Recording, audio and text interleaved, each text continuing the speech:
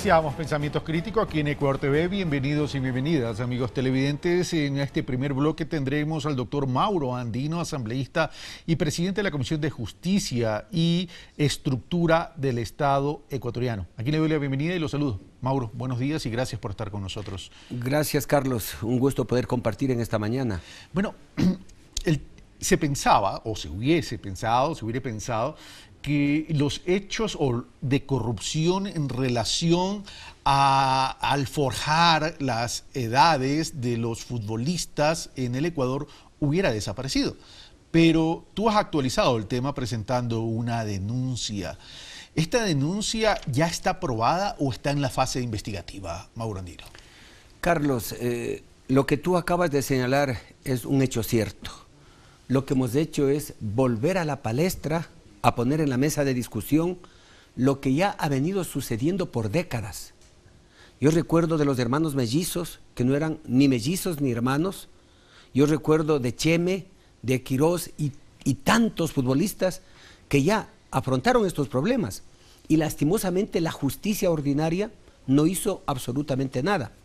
Hoy nuevamente vuelve a repetirse estos hechos y es por ello que presenté un requerimiento de información a la Dirección Nacional de Registro Civil con la nómina de 28 personas. ¿Por qué? Porque la fuente que me hizo llegar me decía que allí habrían muchas personas que no tendrían la edad que dicen tener o habría suplantación de identidades. Y estamos hablando de deportistas básicamente en el fútbol ecuatoriano y deportistas que están en la selección de la sub-18 de la sub-17 para abajo. Mira, hablamos de la mayoría de la sub-17 y 2 de la de mayores. Ante esta situación, ¿qué es lo que hice? Pedir información, pero el registro civil, Carlos, es algo inaudito. Nos niega el requerimiento de información argumentando, entre otros hechos, un acuerdo o una cláusula de confidencialidad que dice mantener el registro civil con la Federación Ecuatoriana de Fútbol. A ver, me estás dejando impactado, porque estamos hablando de datos públicos.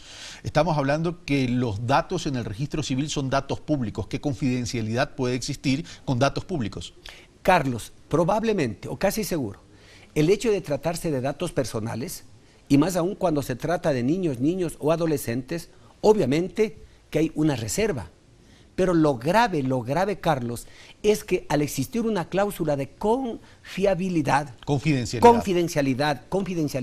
entre el registro civil, ¿cómo es que podía tener con una institución de carácter privada ese tipo de cláusulas? A ver, pero aquí no me cuadra algo, Mauro Andino. A ver, una cosa es que haya datos relacionados a menores de edad y que sean confidenciales, pero datos importantes. ¿Pero qué tiene que ver la fecha de nacimiento como un dato de confidencialidad?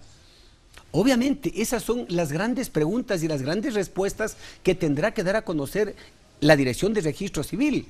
Se le niega a la Asamblea la información, pero sí se le concede a una institución de carácter privada toda la información, cuando lo correcto, Carlos, lo correcto era aplicar el Código Orgánico Integral Penal e inmediatamente, como tiene toda obligación todo funcionario público, de poner en conocimiento de la Fiscalía General, para que investigue, para que indague ante la presunción del cometimiento de un delito, pero no se lo hace. Al contrario, se corre a la Federación y en la Federación Ecuatoriana se le dice, tenga el informe, ustedes vean qué hagan. Ante esa situación, y en vista que me llegan 2 documentos de la Dirección del Registro Civil que me hicieron llegar personas que no conozco, en el uno no coinciden los datos de una de las 28 personas y en el otro no existe el soporte en la Dirección de Registro Civil para tener esa identidad. Es decir, estamos hablando no solamente de alteraciones de la edad, sino de sustitución de identidades. Hablamos de 2 delitos, de 2 posibles correcto, delitos. Estamos hablando de 2 posibles delitos. Pero ante este hecho del registro civil, que no da o no otorga la información a la Asamblea Nacional, pero sí la otorga de forma directa a la Federación Ecuatoriana de Fútbol, ¿qué piensa hacer la Asamblea Nacional Legislativa? Porque aquí evidentemente hay un inconveniente de carácter no solo administrativo. Carlos, lo primero que yo personalmente como asambleísta, con la facultad constitucional y legal, he presentado la denuncia en la Fiscalía. he reconocido la misma y he pedido al doctor Galo Chiriboga el pasado día miércoles en la reunión que mantuvimos en la Comisión de Fiscalización que inicie una indagación previa. ¿Para qué, Carlos? Para que requiera toda la información del registro civil, para que requiera toda la información de la Federación Ecuatoriana de Fútbol, para que requiera la comparecencia de los funcionarios del registro civil, porque ellos tienen que responder en gran medida. Ahora, igual, los titulares de los derechos de los jugadores que en su época fueron adolescentes. Pero Mauro Andino, este tema es bastante delicado y bastante grave.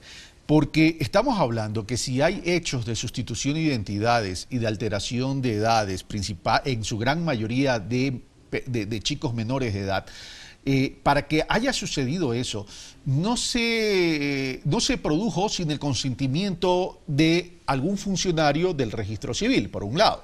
Y por otro lado, ¿qué pasa con la Federación Ecuatoriana de Fútbol? Es decir, ya el tema de credibilidad en la Federación Ecuatoriana de Fútbol ya es alarmante.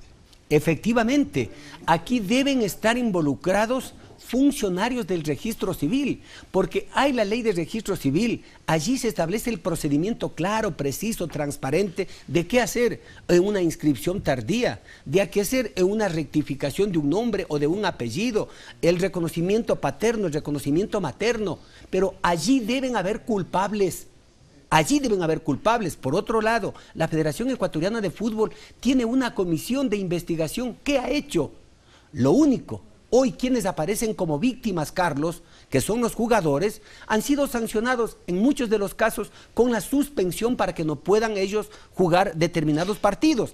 Pero la justicia ordinaria prácticamente ineficiente en la época Pero aquí hay pasada. varias cosas. Una, estos jugadores que en su gran mayoría son menores de edad, realmente terminan siendo víctimas. Víctimas porque ellos son menores de edad. Es decir, aquí debe haber la participación concurrente de algún funcionario del registro civil, de pronto, supongo, de algún miembro de la familia interesado, algún tipo de empresario y alguien de pronto, no digo que así sea, pero también habría que investigar si hubo algún tipo de participación de alguien en la Federación Ecuatoriana de Fútbol. Pero más allá de la parte de la justicia ordinaria, que ya has pedido que el fiscal general, Galo Chiriboga, comience los procesos de indagación, el tema pasa es la actitud del registro civil. La Asamblea Nacional va, porque tú eres presidente de la Comisión de Justicia y Estructura del Estado, pero ¿qué pasa con la Comisión de Fiscalización? ¿Va a fiscalizar lo realizado por el registro civil en esta materia? Porque sí valdría la pena.